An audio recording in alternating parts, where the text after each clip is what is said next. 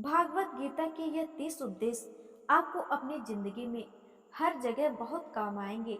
जिंदगी के हर मुश्किल में आपको राह दिखाएंगे। ये दिव्य उपदेश, ये बातें जानना समझना आपके लिए बहुत जरूरी है। इसलिए इन 30 उपदेशों को आप आखिर तक जरूर सुने। गीता का सबसे पहला उपदेश यह है कि आपके सारे दुखों का कारण किसी को अपना मानना है। आप कभी गौर करना, आपकी जिंदगी के सारे दुख, सारी तकलीफें, सारी चिंताएं वहीं से आई हैं जहां आपका अपनापन होता है कि यह मेरा है, यह मेरा अपना है।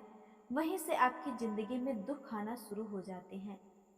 एक व्यक्ति के पास एक बहुत बड़ा महल था। उसने जिंदगी भर की सारी संपत्ति लगाकर उस महल को बनाया था।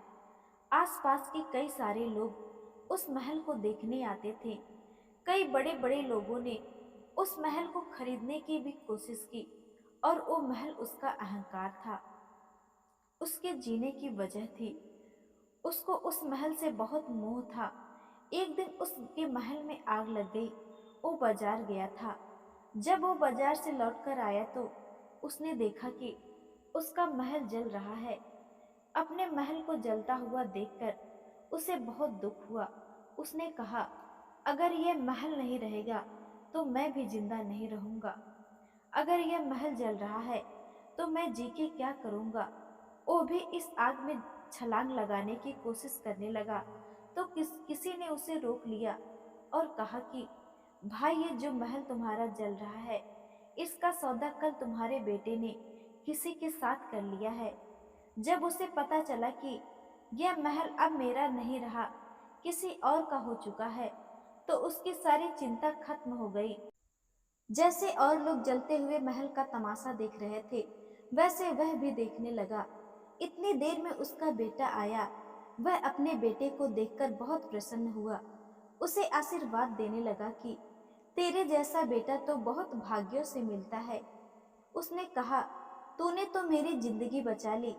आज इस घर में आग लगी है, तूने कल ही इसका सौदा कर दिया। वो अपने पिताजी की बात सुनकर कहने लगा, पिताजी, मैं इस महल का सौदा करने के लिए गया था, पर सौदा पक्का नहीं हुआ। जब उसके पिता ने यह बात सुना कि अभी इस महल का सौदा नहीं हुआ है, तो वह फिर फूट फूट कर रोने लगा। फिर अपनी छाती पीटने लगा। महल वही है, इंसान वही है, लेकिन जब महल मेरा है तब वो दुख भी देता है, खुशी भी देता है। लेकिन जब वो मेरा नहीं है, उससे मेरा कोई रिश्ता नहीं है, तो सारे दुख खत्म हो जाते हैं। ऐसे ही जिंदगी में जब किसी चीज को, किसी इंसान को, किसी रिश्ते को हम अपना मान लेते हैं, बस वहीं से सारे दुख की शुरुआत हो जाती है, हर तकलीफ की शुरुआत होती है। तो श्रीमद् भगवत गीता का पहला उपदेश यही है कि आप जैसे ही किसी को अपनी जिंदगी जीने की वजह मान लेते हो, उसके बिना तो मैं जी ही नहीं सकता।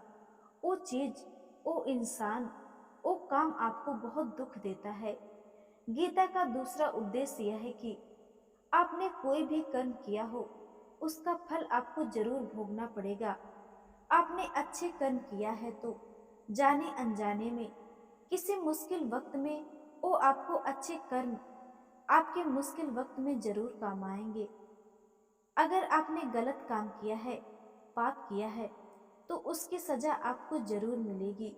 वो इंसान कितना ही छुपकर कर्म करे, चाहे कितना ही बचकर रहे, लेकिन कहते हैं इस परमात्मा ईश्वर के चारों तरफ कैमरे लगे हुए हैं। हमारे एक एक कर्म पर प्रकृति ओ परमात्मा अपने दृष्टि बनाए रखते हैं। हमारे एक एक कर्म का हिसाब होता है।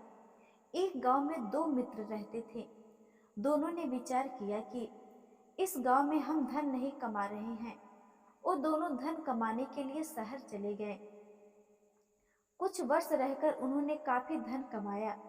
फिर सोचा कि अब हम अपने घर चलते हैं, पर्याप्त मात्रा में हमने धन कमा लिया है। उस समय पर इतनी सुविधा नहीं होती थी और वह पैदल ही यात्रा कर रहे थे। चलते चलते मार्ग में रात हो गई तो उन्होंने विचार किया कि आज रात हम यहीं विश्राम करते हैं। एक मित्र ने कहा कि मैं यहीं पर रहकर धन की रक्षा करता हूँ, तुम बाजार जाकर भोजन की व्यवस्था कर लो। जब वह मित्र बाजार गया तो उसके मन में पाप आ गया। उसने सोचा कि हमने इतना पैसा कमाया है, अगर मैं इसको यहीं जंगल में मार डालूं तो सारा पैसा मेरा हो जाएगा, नहीं तो मुझे इसको आधा धन देना पड़ेगा। उसने यह सोचकर उसके खाने में जहर मिला दिया और उसका मित्र वह जहर वाला खाना खाकर वहीं पर उसकी मृत्यु हो गई।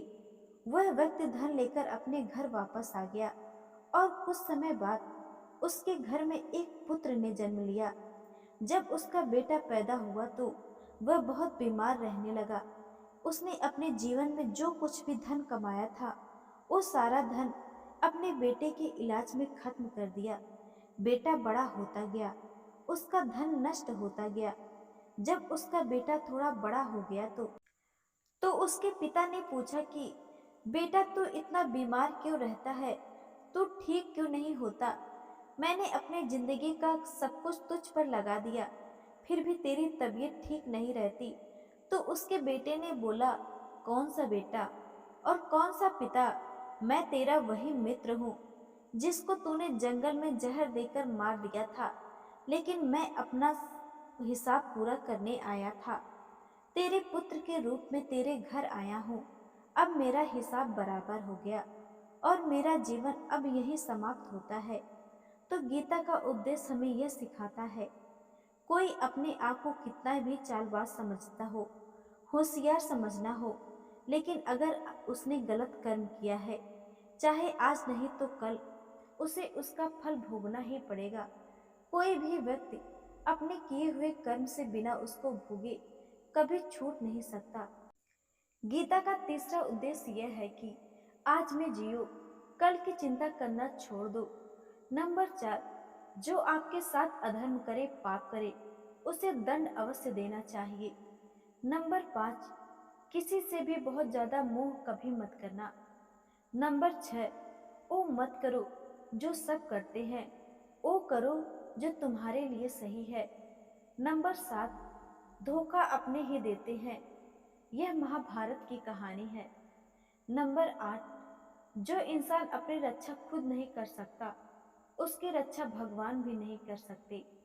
नंबर 9, कोई भी ऐसी गंदी आदत खुद मत लगने दो जो आपकी जिंदगी बर्बाद करे, यह युधिष्ठिर की कहानी है। नंबर 10, आलसी इंसान कभी कुछ नहीं कर सकता। नंबर 11, जो आपका है वो आपको मिलकर रहेगा, जो आपका नहीं है वो आकर भी चला जाएगा। नंबर 12, जिंदगी में अगर खुशी चाहते हैं तो मन की गुलामी का त्याग कर दो।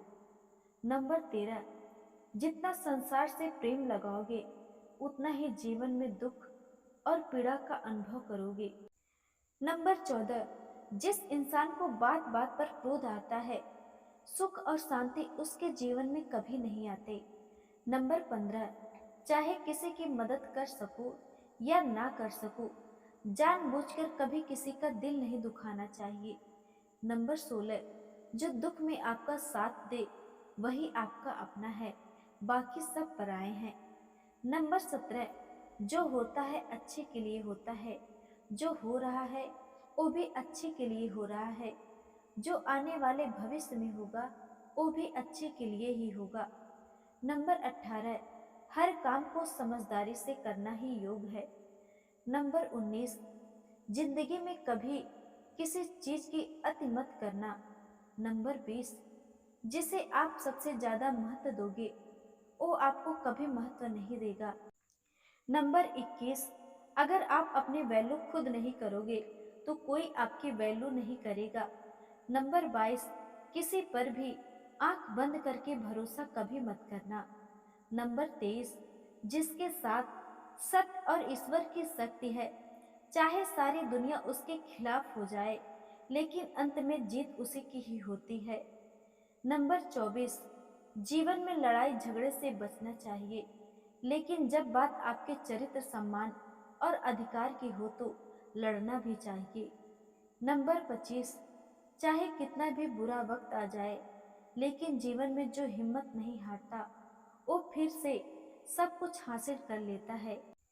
नंबर 26, जो किसी और का है उस पर कभी अधिकार मत जमाना, कब्जा मत करना।